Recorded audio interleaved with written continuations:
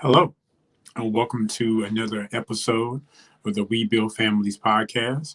This podcast is designed to discuss everyday topics that we may not have the opportunity to talk about in church. Of course, this podcast is available where all podcasts are available. So make sure that you download and subscribe to that. We also have a YouTube page as well. So make sure that you like our page as well. So, on today's episode, we are going to talk about the art of reconciliation. Um, if you are kind of paying attention to what's happening, not only in the world altogether, but also in the church world, there seems to be a huge divide, a huge gulf between the church world, right? There's a spirit of division as to what is right, what is wrong, um, whether our leaders are correct. And so that's not the way that it should be, right? As a Christian, as a body of Christ, is our responsibility to be the solution to the world's ails and to the world's issues. But currently, at this moment, um, if I was an outsider looking in, if I didn't know who Jesus Christ was, it would be very, very difficult for me to see some facets of Christianity that's presented as the true and real thing. So today I kind of want to talk about how to reconcile or bring or to bring back to the truth and to restore our Christian identity back to where it should be. All right. So the first thing I wanted to talk about is it's kind of a process when you're working with reconciling things, right? The word reconcile basically means to bring back to its original state, right? To make right any wrongs that may have separated two people. And so it's a three-pronged process. And the first course of action would be to confess, right? So confession, I think, is important. We have to be open and honest as to the realities of today. You know, be open and honest to um, the way things are. You know, we can never fix anything if we don't admit that it's broken, right? Um, and so I believe that the it's it's very true. It's very obvious that there are certain sects of Christianity that have aligned itself to political parties, right? To political ideas. And so the problem with that is that as Christians, our identity should not be found in anything outside of Jesus Christ, right? There are certain morals, certain rights and wrongs, of course, that we would like to see in our governors and our mayors and our presidents, right? However, we shouldn't align our entire um, belief system with anything outside of Jesus Christ. So that's dangerous. So the first thing that we have to do is confess that we're wrong, right? Confess that um, what I've been doing, what I've been thinking, my mode of operation, so to speak, is wrong, right? I think what we've noticed is that there's a fear of having difficult conversations, right? It's easier for me to not admit that something is wrong versus admitting that it's wrong, because what the admission does is that it requires that accountability and responsibility follows. Um, because there are, I mean, it's pretty obvious that as church people, um, whenever we align ourselves with something outside of the will of God, we can be stubborn in admitting the fact that we are after anything other than the will of God, or we've replaced the will of God with our own will. And so, whenever you do that, your vision is skewed and your purpose is skewed, and your behavior follows what you see after the vision. So I am thinking that I'm doing all of these things that are good, that are right, but they're not glorifying God. They're benefiting me. And anytime that we have those two things backwards, then we are glorifying ourselves and benefiting ourselves more than we're benefiting the cause of Jesus Christ, right? And so it's really, really important that whenever we are in error, that we can have difficult conversations to admit that we are wrong. It doesn't always feel good because the admission portion is not enough, right? Like I mentioned earlier, there's a sense of accountability and responsibility, right? Accountability basically means that from this point forward, I am not on an island to myself, right? My actions don't just affect me, but I acknowledge that I must be accountable to someone else. That what I do either improve someone's lives or harm someone else's life, right? And so then the responsibility is the working out of my changed intentions and my changed behavior, right? So it is the practical walking out of the um, decision that I made to admit that I was wrong, right? Um, so again, we can't be afraid to have difficult conversations, and we also must respect the fact that my bad behavior or my bad choices have affected someone negatively, right? So if we go to Matthew chapter 5, verse 23 and 24, it says, therefore, if thou bring thy gift to the altar, and you remember that your brother has aught against you, leave your gift at the altar, go thy way, and first be reconciled with your brother. Then come and offer your gift, right? And so, what that really is saying is that once I realize that I've hurt a brother, that I have wronged, mistreated someone, I can't continue to act like that offense will go away on its own, right? I have to make the choice to stop what I'm doing, to stop my entire agenda and go fix what I messed up, right? And I think that's something that the church as a whole um, and the society as well hasn't always done. We've never recognized the effects that our choices and our um, decisions have made on other people, right?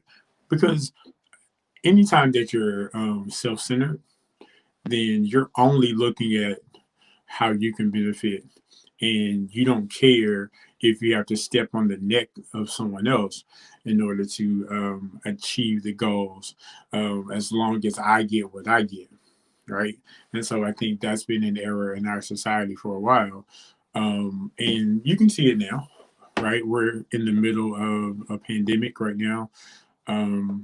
The COVID-19 has been around for 8 months now, I think.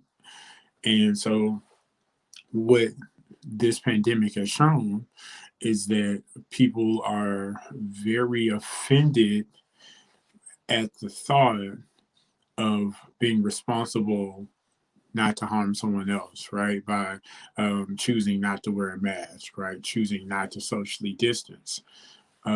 And it's under the guise of a restriction of freedoms, but really it's just, I am, I don't want anybody to tell me what to do, right? And so, in order for this virus to go away, and for the numbers not to grow, the first thing that I think our society has to admit to is that my actions are wrong, right? My self centeredness has caused people to get sick, right? So, confession, I think, is a good place to start. Secondly, is concession, right? To concede. Now, what this means is it means to acknowledge something as true, as proper, or just. It also means to yield, right? So, what this basically is saying is that my way of thinking is not the only absolute way that a particular situation can be viewed, right? There are multiple points of view that have value. And so, what I have to do is I have to yield my um, opinion, my solitary view of the world, and allow someone else's opinion from the outside to bring a different lens, right, to how I see the world, right?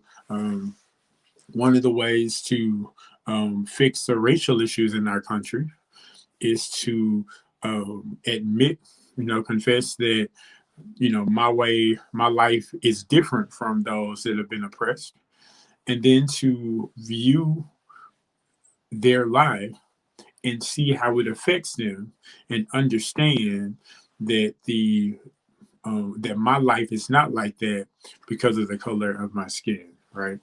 Um, and so it's important that we understand how to have a difference of opinion, right? Just because I'm yielding to um, hearing out or listening to a different point of view, it doesn't mean that I will always agree with it, but I respect you enough to listen to what you have to say. I respect you enough to be open to possibly shifting my viewpoint on something. What we've seen is a complete rejection of a separate point of view. Like, I won't even give you the opportunity to say anything because you're automatically wrong. And that has hurt families, it's hurt the church, to be honest. That, my way is the highway. And if you even consider a various point of view, then you're wrong, right? Um, and so we have to be able to have a critical thinking mindset. I remember in school, critical thinking was one of the parts of testing that I didn't really like, because I am more of a if it's in front of me, it's in front of me. I can figure out what's in front of me. But if I have to fill in the gray area and work through the gray area to get to something, um, it was a problem for me, right?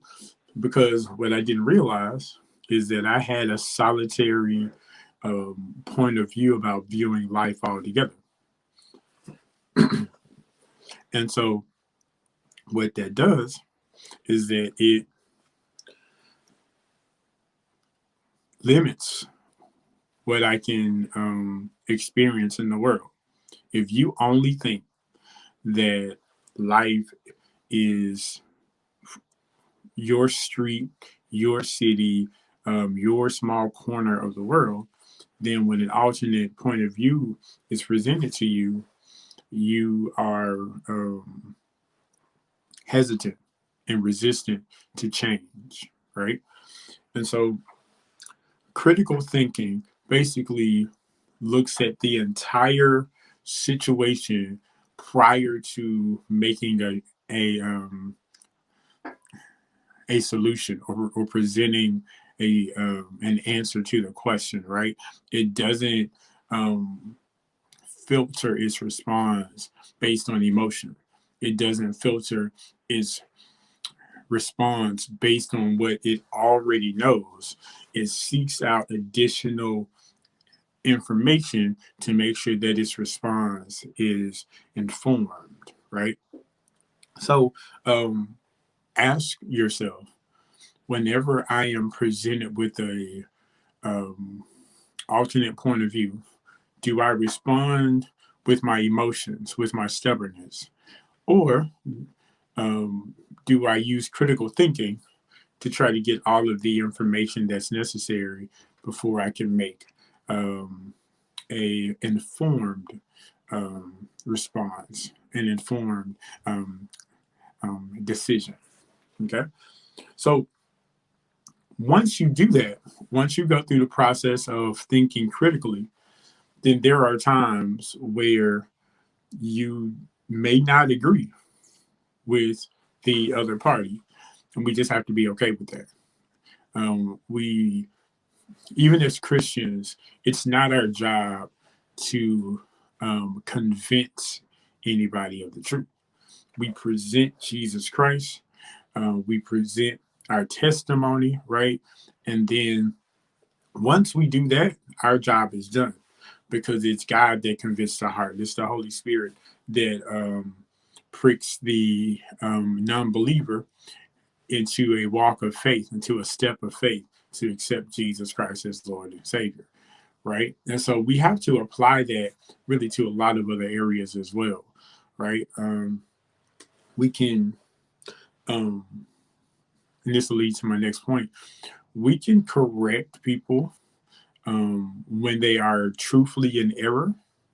We can do that from a place of respect and a place of love, right? Um, I think we take the responsibility of correction as a power trip.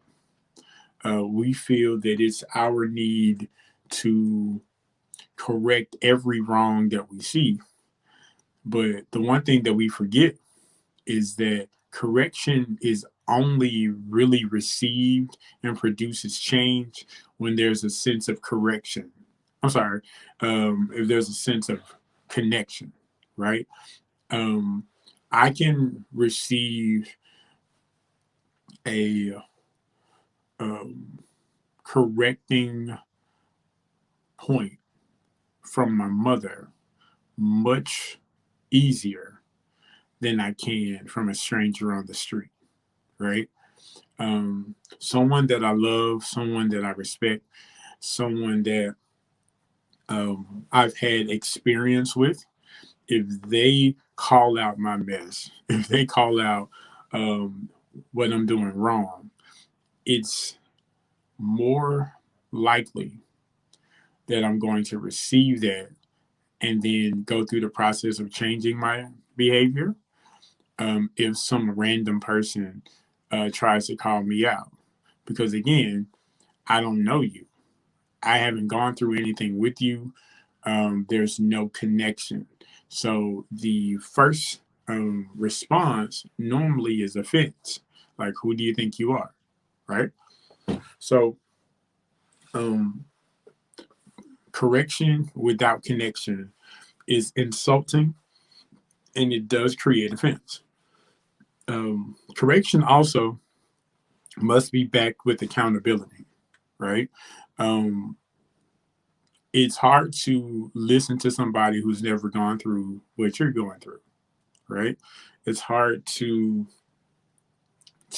really um, hear them, and that is, I think, the biggest thing that helps in the road of reconciliation is that we have to be able to listen to the other person. And then if you really want them to change, if you really want um, to see the world be in a better place, then you need to build a relationship. One of the interesting stories in the Bible when it comes to reconciliation is a story between Jacob and Esau, right? So, Jacob and Esau are twins, and Jacob was the younger brother. Esau, being the older brother, basically had everything lined out and set for him. The blessing was his, the birthright was his, just by natural order, right? And so throughout their young years, Jacob would trick Esau out of what was naturally and what was owed to him, right? And so that, of course, is going to build resentment, is going to build hatred, right? And so they go their separate ways.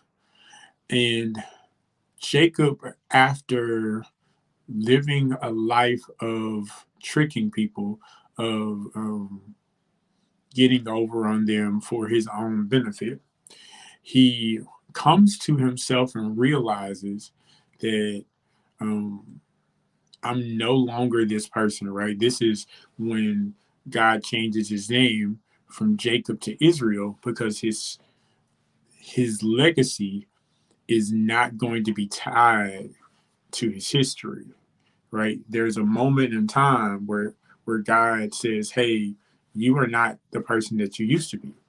And so once you want to change the trajectory of your life, then there are some moments that you have to reconcile.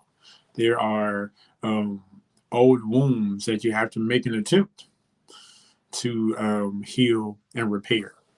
So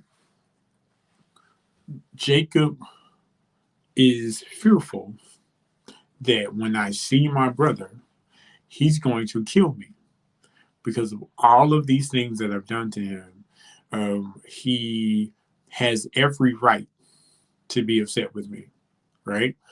And so there's this fear of retribution that I don't think people who have oppressed other people, I don't think that has ever really come into play, but it's necessary.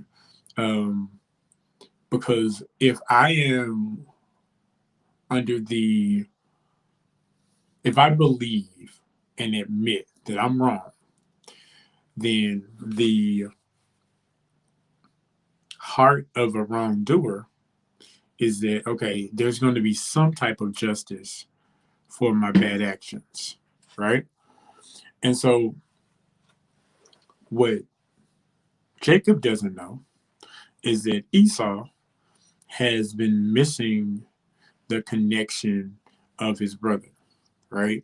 Many times we are afraid to have difficult conversations because we don't want to face the mistakes of our past.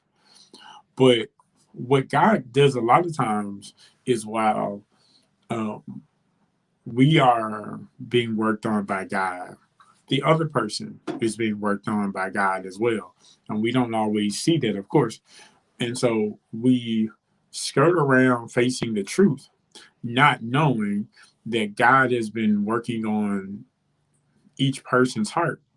And as soon as we get over our own pride, our own fear, and we come to reconcile, we understand that the relationship can return to some form of regularity or some form of its former state. Now, we also know that forgiveness doesn't always equate restoration, right? So just because I've forgiven you, just because we are not mad at each other anymore, that doesn't mean that things will go back 100% to the way that they were, right? And so, as the person who created the offense, we have to humble ourselves and understand that. As a person who was offended, we can't feel bad about making that stance, right? Because the goal is reconciliation. The goal is to come back to a common ground, is to come back and not hold those offenses against the other person. And so that's what's needed, right? We have to confess. We have to concede. We have to yield our way of thinking, yield that the other person has to come correct and that there's nothing that we did wrong, right? We have to stop that. And then correction with love and accountability is needed in order to produce the change that we want to see. All right, this world needs to be reconciled. There's a spirit of division that is permeating through all cultures, all areas. You have families who are separated based on political views, right? And that just shouldn't be that way. All right. So, my prayer for you guys today is that you have honest conversations with yourself, with your families, with those that are close to you. And if there is anyone that you've offended, anyone that has offended you, ask God to show you how to reconcile that relationship, right? If God says no, hey, it is what it is, right? Be obedient to the Lord. But if there is the possibility of reconciliation with this person, then pray that God touches your heart, their heart, and that together you guys can go through the process of reconciliation. All right. So, um, that's all for today's episode of the We Build Families podcast. I do want to thank you guys again for listening, for watching. Of course, this podcast can be found where all podcasts are available. Please do me a favor. Make sure that you like this episode, download it, share it with your family or friends. Leave a comment either on the YouTube page or if you are Apple Podcast subscriber, make sure that you leave us a 5-star comment as well, because we again are trying to grow this podcast, and I appreciate all comments. I read them all, respond to them all, and you guys are a great supporter. So I thank you so much for that. Well, until next week's episode, I am Pastor B. You guys have a great day.